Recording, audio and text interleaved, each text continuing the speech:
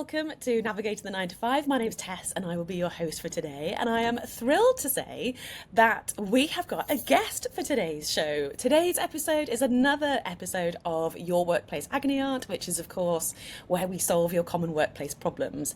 Today's problem is all about feeling unfulfilled in your 9 to 5. And we have the fabulous Victoria Dioh, who is an African oracle. And if you don't know what that means, don't worry, you are not alone. Victoria, please introduce yourself and tell us what this amazing title means and a little bit about yourself.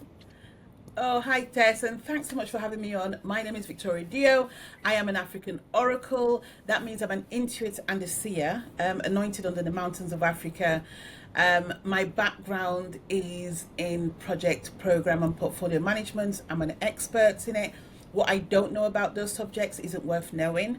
I have managed projects and programs up to £9 billion a project, and so I am responsible for the red route around the Olympics. I'm also responsible for the MP's expenses infrastructure, so that they could then report their expenses in once they were filing in. So I've managed some really high profile organizations, as well as using my intuitive tools and techniques to help them save money, to help them feel more organized, and also to help them feel more fulfilled so that they can fall in love with their lives again. Wow, so aligned with what we stand for. So has your intuition, your spiritual side always been super prevalent like throughout your career, or was there sort of a few key events that happened that kind of helped you tune in a bit more? When I look back, yes. So I do remember working for an organization where I was pitched a project, and it was a £5 million project, and without even looking at it, I went, no, don't use that, don't go with that project, it's a no-go. And the CIO ignored me, went ahead with the project whilst I was on holiday, and when I came back, it was in full swing. It lost the company twice the amount, and it ended up resulting in the CIO getting fired. Wow. So intuition, whilst people sort of like smirk at intuition or not, or struggle to see the interaction between it, it does count, because we're human beings first, and then employees second. So if you understand that your intuition is one of three gifts that you're given at birth. So your first one is you get given your breath, which is why a baby takes a deep breath and then cries. And then you get given your intuition. And then lastly, you get given your purpose. And your breath gets seduced away from you, because as soon as you're born, you get told to be scared, to be worried, to not do things. You get told not to do things rather than do. So straight away, your breathing goes from being breathing through your lungs to breathing through your chest. So that's why as adults, we breathe in a very shallow way. Yeah. And then your intuition goes, because then you get asked to second guess everything, and again, to be scared, to be worried, to be anxious. It's almost as if you're not anxious, you're not normal. You get everything that you consume. Even when you're managing projects in an organization, you get people who are nervous about going to meetings in case they get it wrong, people who are worried about asking for leave in case they get told no. There's all these different elements. So guess what? You stop using your intuition and you start using your head. How can you manipulate these situations to get the results that you want? Unfortunately, that's not sustainable. And then lastly, your purpose. Everybody's born with a purpose. Whether you believe in it or not, God gives you a purpose. It's like the chair that I'm sat on. This chair is designed to be sat on. It's not designed to be a chair, to be a car. It's not designed to be a bed. It is a chair. If I sleep on this chair as a bed, after a while, I'm going to start aching, because it's not designed to be a chair. Sorry, it's not designed to be a bed. So when we force ourselves into situations to try and be something that we're not, that also contributes to our lack of fulfillment. Brill, which leads perfectly on to my first question. Is that then, do you think, the main reason perhaps that people feel unfulfilled, particularly in a corporate environment? They're trying to kind of mold themselves into something that they're not, or they're trying to suppress, like you say, your intuition or purpose or breath. Yeah, and you know what? I've just did so I go live every day at 9:30 in the UK, and I've just been talking about that this morning. Is the betrayal. So a lot of people think they're burnt out, but it's actually a betrayal of the body. So your soul knows that you're not doing what you're meant to be doing. So again, you've been seduced into breathing less, using your intuition less, being out of purpose. So eventually what's going to happen, so when you first get a job, you're so excited and you're thinking of the money and you're thinking of the opportunities and you're so busy having fun and maybe having really great social nights out and everything else, that you're not thinking about what it means to you, what it means to your heart, what it means to your fulfillment. Because fulfillment isn't something that you think of when you go and get a job. At the time when you're going to get a job, you want to know if you're going to get paid, if you're going to get some form of development. Fulfillment isn't part of the package, and it's not part of the emotional contracts for you or for your employer. There are tick the boxes, but it has nothing to do with fulfillment. It's to make sure that you are well enough to work. It's to make sure that Yeah. less complaints come from you. It's to make sure that you work within the system that they've created. At some point, your internal compass is going to go, something's missing. Something's missing. And those are the people that come to me. When they start to realize that something's missing, that's Yeah. when we start working with you. But you need to have that realization. So you look at the money that you're getting paid and you go, I've got the money, but why don't I feel successful? So I Yeah. call that successful and broke, right? So Yeah. it's like your bank account shows something else, your status shows something else, but your happiness, your emotions say something else. And then there's a misconnect, there's a misalignment, because you're not aligned to your true self. So you're almost like a contradiction to yourself. I recently was in the financial sector in London, or one of the financial sectors in London, and I was having a chat with somebody who I know earns a lot of money. And I said to him, what's your biggest challenge right now? Like, if I could give you something, money being no object, what would it be? And he said to me, I know this sounds really weird. He goes, but financial security. And he goes, and I know I earn a lot of money. He Wow. goes, but the worry of whether whether that's going to be continuous is something that keeps me awake at night.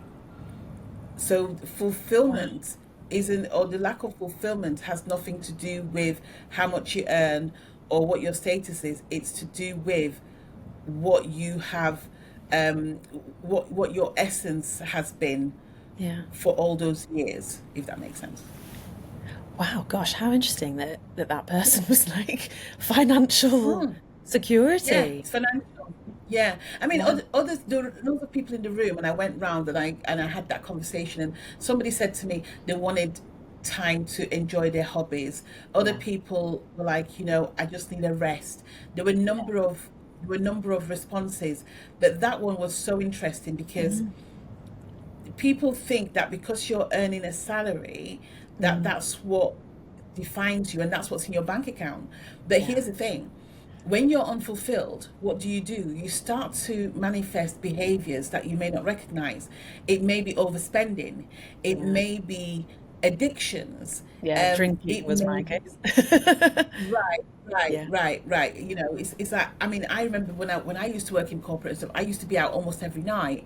Yeah. I'd go out and have fun, and I always thought that I was so lucky to have friends that I could go out with, Yes. and actually they weren't friends, Yes. they were distractions, right? Yes. So you go out and you drink and stuff, but you've got people who've got sex addiction, you've Yeah. got people who develop anger issues and become violent and everything else. Like, there's so much that we don't see that represent themselves as misalignment. I remember working for an organization. I used to be a contractor, so I moved around quite a lot. And I remember being in this organization um, where we had everything. We had a pub on site, we had a restaurant, not a canteen, a restaurant Wow. on site. We had a bank on site. We had everything.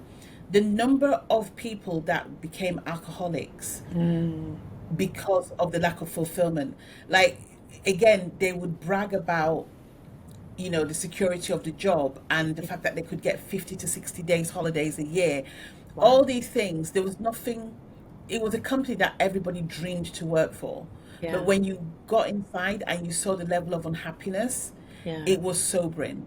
And my intuition, I've never said this, but my intuition, I believe, got me out of there because I could have still been there today, Yeah. contracting. So I would have been a millionaire by now, working in that organization. I know people that are still there, they're not happy.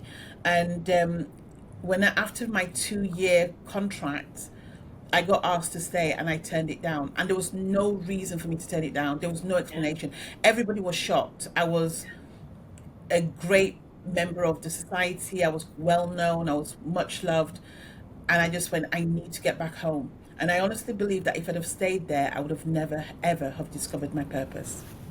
And what was it particularly that your intuition was telling you, and how, for somebody that is sort of out of tune with their intuition, is it like, they talk about obviously like a gut feeling. Is that the same thing? Is it a physical thing? Yeah, it's Yeah. just that gut feeling. I mean, I think people expect that your intuition is like a whole song and dance of all these angels dancing in front of you, telling you what's not. And it's not. It's actually a really quiet thing. It could be a thought. It could be a thought that comes by. And if you're like me, when that thought comes by, you ignore it. Yeah. You Yeah. ignore it because you think, oh God, I'm too busy doing this. But in your most quiet moments, and that's why meditation, prayer are very useful, is that when you are in that space where you can just be quiet and let that information come through, what you tend to realize is that the messages keep coming through and keep coming through and keep coming through until one day, if you keep ignoring them, then they disappear. So that's where I talk about you either use it or you lose it. Okay. Oh, I didn't Yeah. know that was the case. Yeah, you either use it or you lose it. So think about it. You see children who get Mm. bought presents, Mm. and they have all these presents, and they've got so many presents, they don't use it. What does the mum say? If you don't use it, I'm going to give it away. If you don't Yeah. play with them, I'm going to put them away. I'm going to give them to children who don't have toys. It's the same with your intuition. Yeah. Your intuition isn't here to be wasted, it's here to be used. It's there because it is your inner compass. It's almost like getting in a car and not knowing where you're going to go. So your intuition fuels your purpose. Yeah, so if you stop using your intuition, and especially in today's world where we are being given so much data, so much information, from the moment we wake up, on our phones, on the TVs, in the newspapers, the books that we buy, the courses that we use, everybody's talking. Even here now, I'm giving you information. It's a lot. Yeah. And if you don't take that moment to just step out, just to listen to what you're being told, to what you're being guided to do, then you get back into the rat race, and then you become one of those people who feels unfulfilled. Yeah. Gosh, I love that. Intuition, and I'm literally taking notes on everything you're saying. This is amazing. Intuition is a quiet thing, so you have to be quiet to tune into it, to feel it, to Yeah. hear it. Yeah, because sometimes it just comes up like a whisper. It's not, intuition isn't obvious. That's what I would say. It's not obvious. Even today, I mean, I pray and meditate every morning. And in my presence of something came up and I was like, oh, that's interesting. Should listen to that. And it literally was just very fleeting and it just came by and then carried on. And the fact of the matter is and stuff, it's going to come again. Yeah. It's good because sometimes it comes through, you forget about it. And that is known, I mean, goodness gracious, if I tell you how many things I've missed out and stuff, but it's like you are being allowed to forget, but Yeah. then it will keep coming and then eventually you grab it. So if you're like me, I'll pick up my phone and type it into my phone and go, right, remember this, I need to look into this. It's like the other day I was, I'll be very transparent, talk about purpose, talk about what you do. So I have been talking about my work using intuitive tools and techniques. The results I get are phenomenal. Yeah. You know, I've got clients who signed £2.5 million contracts as a result of using their intuition and taking it into business. Right. So Wow. in my head, I'm like, great, this is the route we're going, and we're promoting intuitive tools and techniques. And then somebody asked me a question because they were struggling with a project and they were losing money and they were struggling with resources and they were worried about their reputation. So there was a reputational risk there. And I asked them a question: have you got a project plan? And I said, well, we have a cost plan. I said, no, but have you got a project plan? So I then drew out a project plan and I said, this is what you need. These are the 3 areas you need to be looking at. This will allow you to have the reassurance so that you can start falling asleep at night, because her concern was she was being kept awake at night because of all the worries around the projects she was managing. And this person said to me, I've never heard you talk about project work before. And I said, oh yeah, this is what I used to do in corporate. And she goes, but I guess this is an addition to your work. And I went, I guess it is.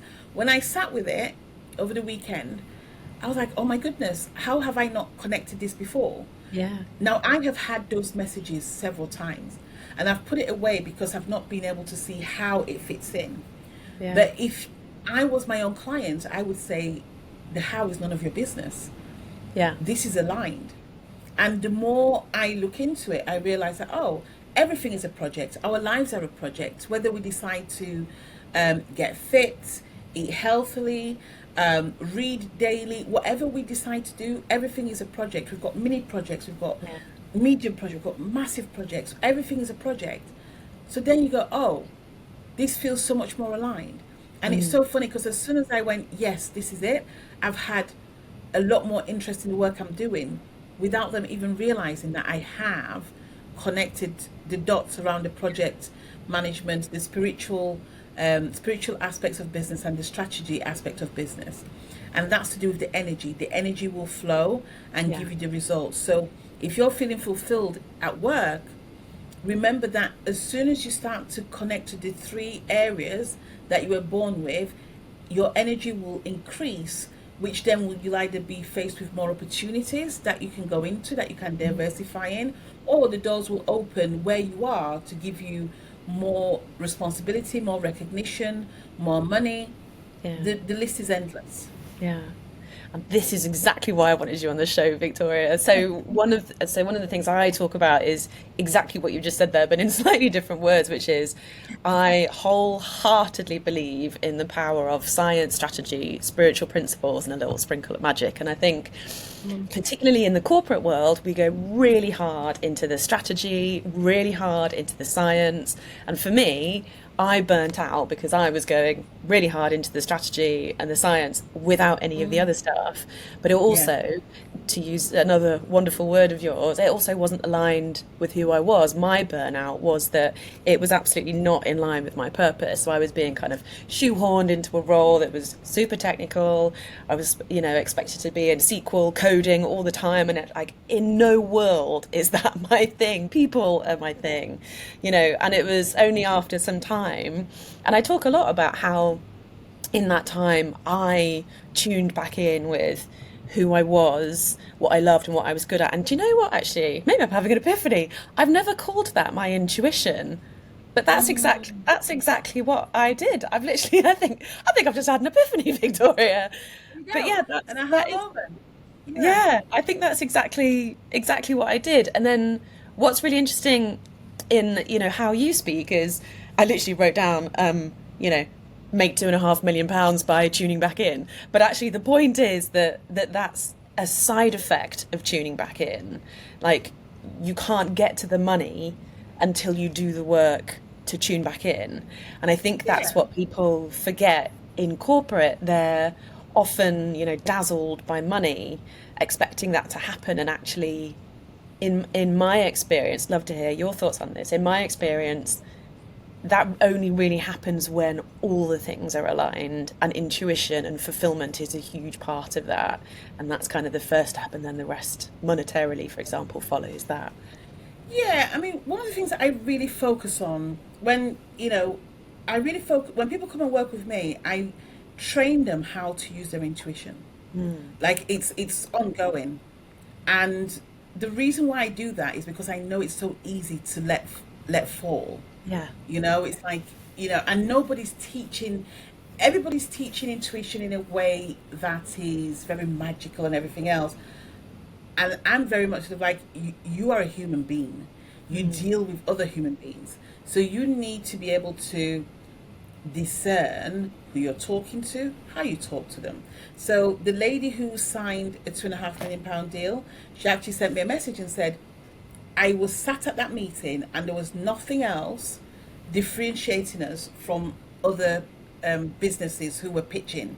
Yeah. The only difference was that I could use the tools and techniques that you taught me to be able to understand what they needed. Wow. And that changed the game. That is a game Just being changer. able to, Absolutely. right, it's a game changer. So, intuition, I think sometimes intuition can be selfish because it's like, well, I've got intuition. Oh, I'm very intuitive. That's great. What you do with it? How do you use it? It's like it's like being given your purpose and being told, use your purpose for good. It's also, and also I want to say this as well. Your fulfillment is not the responsibility of the person that hires you.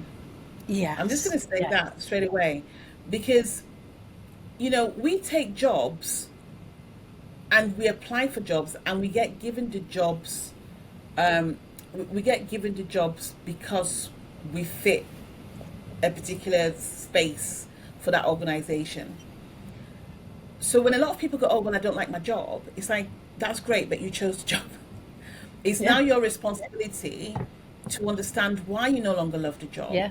And a lot of people, more than I can even care to acknowledge, would rather do nothing and stay in a miserable job for a long time until they get pushed out or until they die. Yeah. And however, whilst it is not your boss's job to figure out your fulfillment, as an employer, whether you're your employer or somebody else's, it is your responsibility to pay attention to the fulfillment of the people that work for you. Yes. Am I making sense? So Yeah. whilst I don't ever want somebody who is employed to feel as if it's their boss's responsibility, from an employer's perspective, it is your responsibility to make sure that you are fulfilled and also your staff are fulfilled. Yeah. And when you put those in place, then you both come together and you create some form of synergy. Yeah. So it's done. It's not done out of obligation. It's done because of purpose. Because Yeah. you can't be within purpose without thinking about your well-being and your fulfillment. So for me, for example, and anybody that works with me knows this, I'll call you 10 o'clock at night if I want to make sure that you're okay. I don't care and stuff. Like, we will get it sorted, and they know that. People, they just know that. And I'll call them and there's always something that needs to be straightened out, always, like, we get it done. So Yeah. but it's my responsibility to be able to use my intuition to discern where we're at with people. Yeah. So that they can then feel encouraged to live from a space of essence. So one of my clients, for example, somebody who is very much in her head, her language was poor. Everything was from a place of lack. Everything was from a place of obligation and masking and numbing and everything else. And she recently reported a 400% increase in her finances. Now, again, it's nothing to do with the money, Yeah. but energetically, once you start tapping into these gifts that you were given from birth, other areas open up that you Wow. weren't expecting. So your relationships get better, your Yeah. conversations with your children get better. Your money increases, the flow of money increases. You start to ask for more money. You feel more confident when you're selling. Yeah. You feel more confident when you're pitching yourself to other employers. Yeah. But what happens is a lot of people go, I want to leave, I'm going to go to another job. They either go and pitch themselves with the same energy so don't get the job, or they manage to manipulate that space, get the job, and then the same thing that happened in the previous job happens in the next job. Yeah. So it's like Groundhog Day. Yeah. Absolutely. Absolutely. So for anybody at the moment who's listening, or watching, hi. um, Hi. what would what would your advice be if they have absolutely no idea what intuition is, don't think they've ever felt it? What would, if there were kind of one or two things they could do today, what could they do to try and get back in touch with that? I would start just listening, just literally having quiet spaces and just listen. Like find if you cannot give yourself 5 minutes in a day, there's a problem.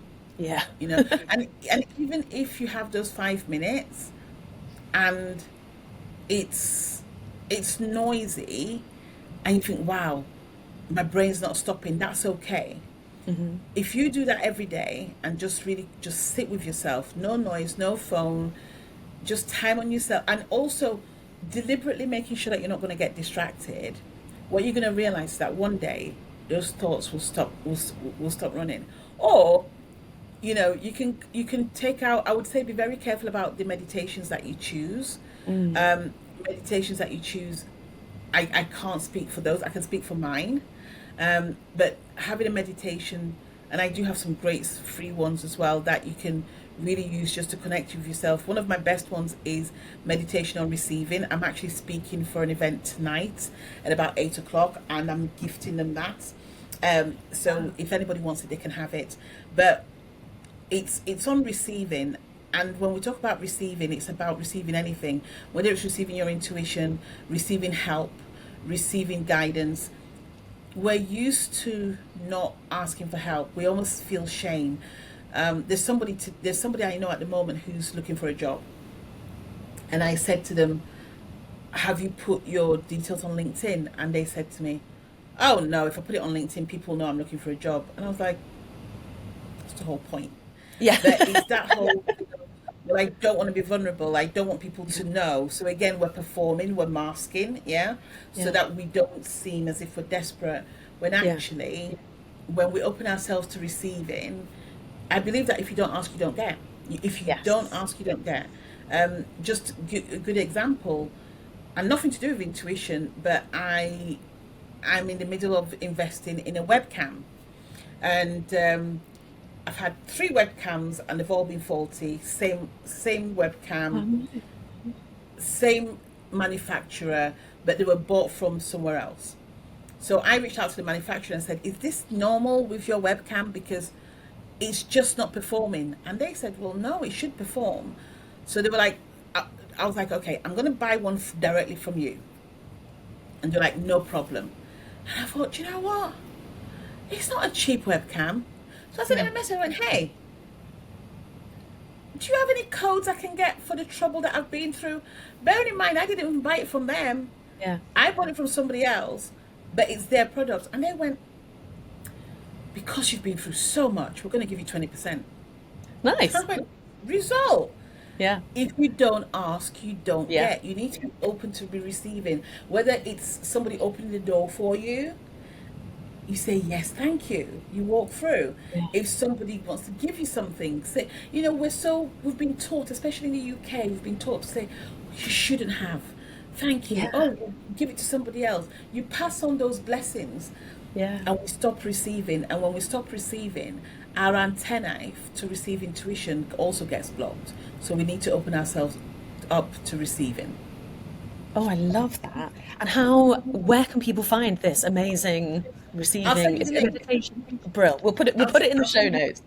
yeah, I'll send you the Um, link, and you can have it. Yeah, for sure. Amazing. And lots of questions. So is fulfillment and intuition and happiness the same thing? Or are they sort of an equation somehow? Yeah, Or how do they all link I would say together? yeah, I'll say it's an equation. So, sorry, I didn't mean to interrupt there. I just got excited. So fulfillment varies, right? So it's like my fulfillment is different to yours, Hmm. right? So everybody either knows or has the formula of fulfillment for them. And a lot of the time, what people think is fulfillment isn't fulfillment, it's just a want. All right. Um, but also, you have your intuition is a vehicle. Your intuition is a vehicle to get you somewhere. So your intuition is saying it guides you to where you need to go. Your purpose is the is almost like the what's the word?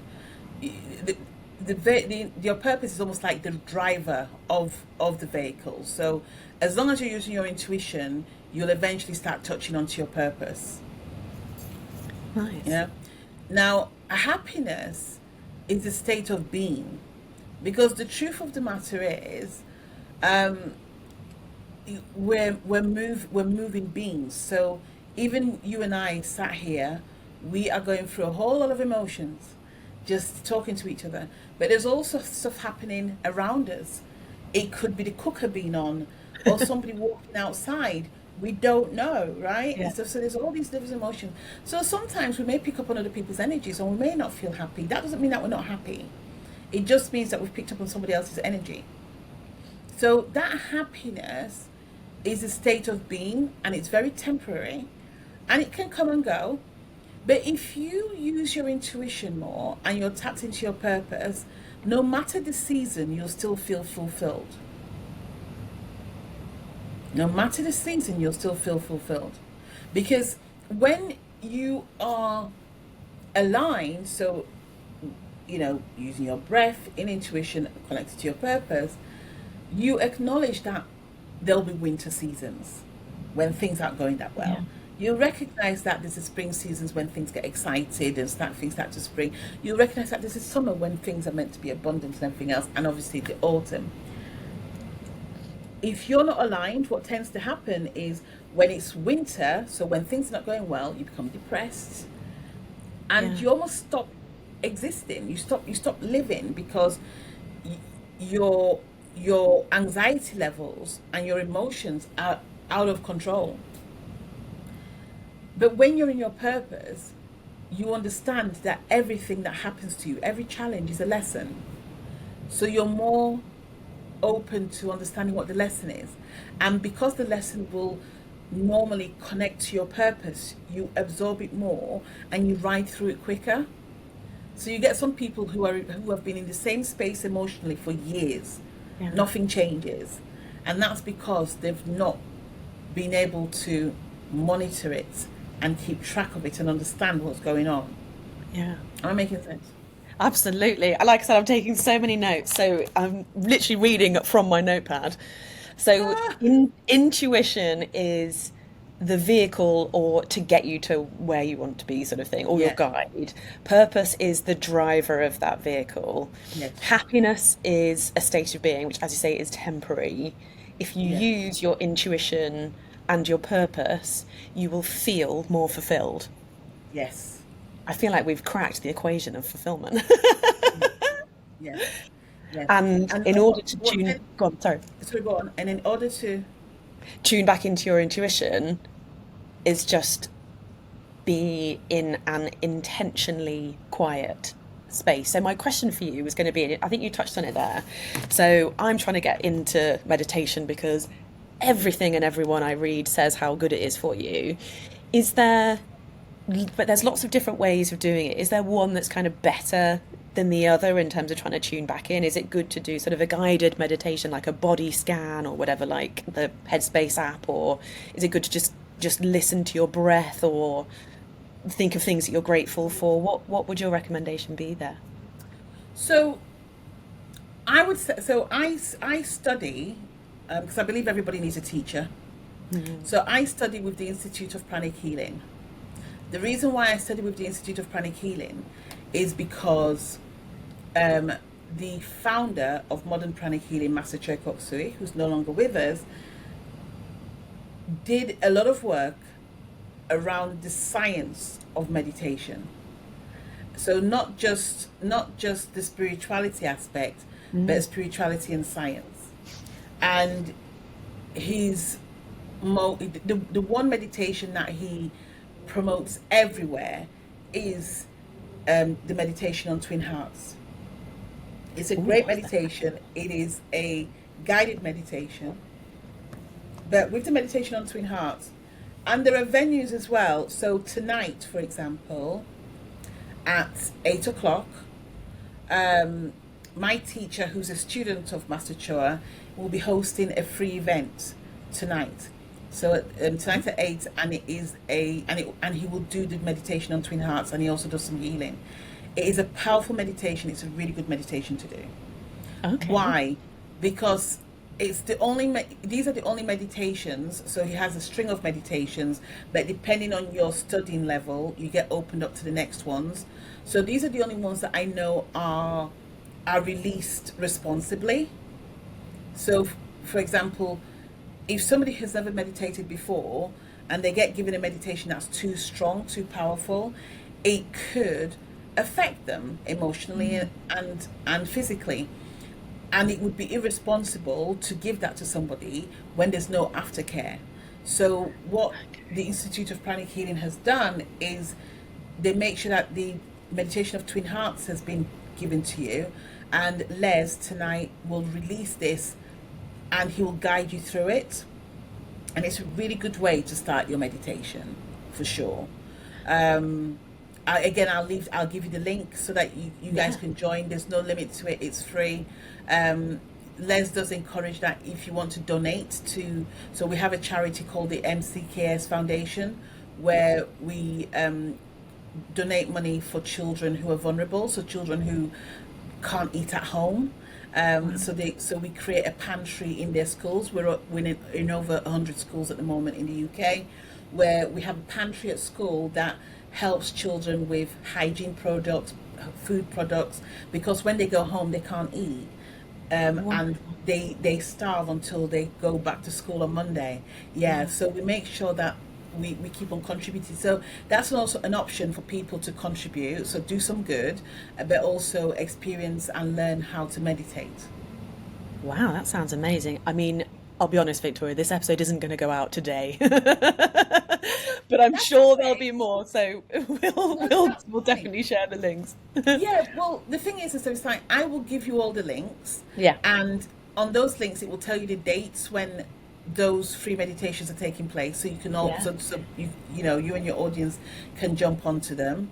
amazing. You're listening today, so you could jump on and go check it Yeah, out and what have you, and feedback to your audience as well. So we are where we are, and again, it's okay. The seasons change, but we stay as we are being. yeah. And just really quickly, I've not, forgive my ignorance, I've not heard of pranic. Am I saying that right? Pranic Pranic healing. healing. What is that? Yeah. So pranic healing is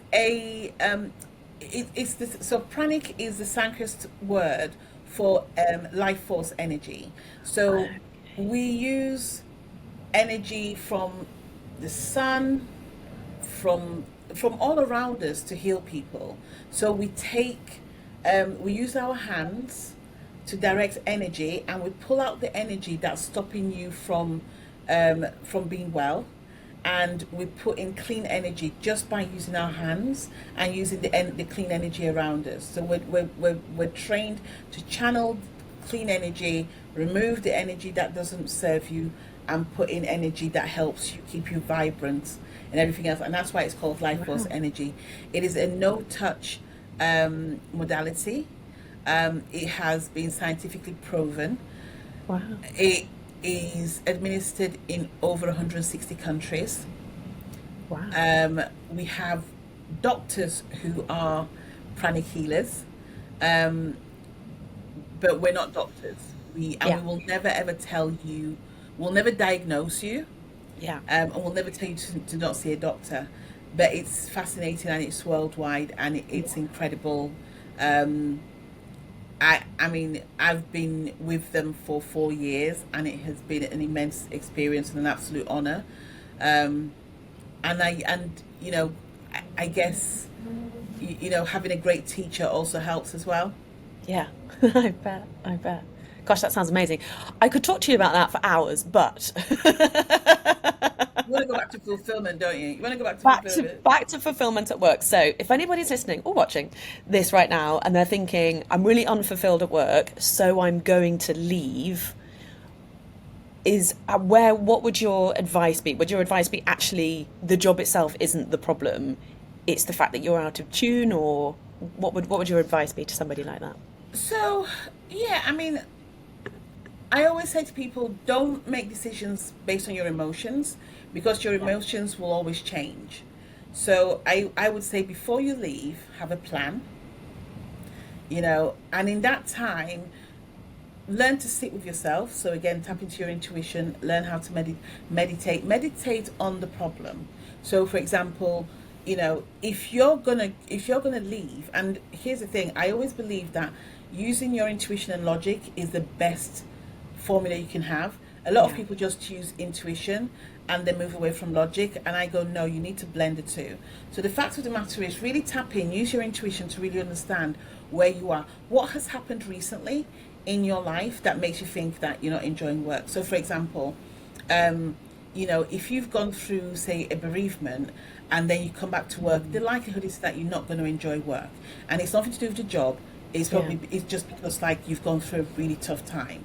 Yeah. If you've not been feeling well, then the likelihood is that you're not going to enjoy work. Why? Because your Yeah. body's not playing at the full capacity that it would normally do. So it's understandable. So really understand what else is going on in your life. Be really honest to yourself. Yeah. And then I would say, if you are adamant that this is something that you really want to do, you want to leave and what have you, then this is where you create a plan and understand, sort of like, when you leave, what's the next option. Now somebody would say, yeah, but if you leave, another door will open. I'm great for that, but I also know a lot of people who've left their jobs thinking they're not happy and they've ended up broke, right? Yeah. And whilst it's not all about money, when you do have a source of income, guess what, you feel more confident and you've got more choices at your disposal. So I would Yeah. say, have a plan, and I would say, make sure that you have, I know somebody who said, I think you need to have like a year's worth of salary behind you to leave, Wow. so you've got something to dip into. Yeah, because the thing is, and so it's like, you're not going to stop spending, and Yeah. as soon as you leave, especially with the personal development world out there at the moment, there's going to be things you're going to want to try and stuff and do and invest in and everything else. And if you leave without the ability to pursue something else, then guess what? You're stuck. You're Yeah. stuck. So Yeah. it's like, have a plan. What is it you want to do? Know your purpose. Yeah. Know why you are here. When you know why you're here, I promise you, leaving your job is so much easier, because Yeah. then you already have a direction to follow. Yeah. So Yes. you find someone who can help you get you your purpose. Without bragging, I'm the only person I know that gives you your purpose, guaranteed your Yeah. divine purpose within minutes. A lot of people ask you questions. I don't. But find someone, whether it's me or someone else, to give you your purpose. Because once you know what your purpose is, you can go, right, okay, I'm going to leave my job because I know that this is where I want to go. I want to Yeah. either start a business doing this, or I want to go work for this company, because they have my purpose in mind. Whatever Yeah. that looks like, know why you're here.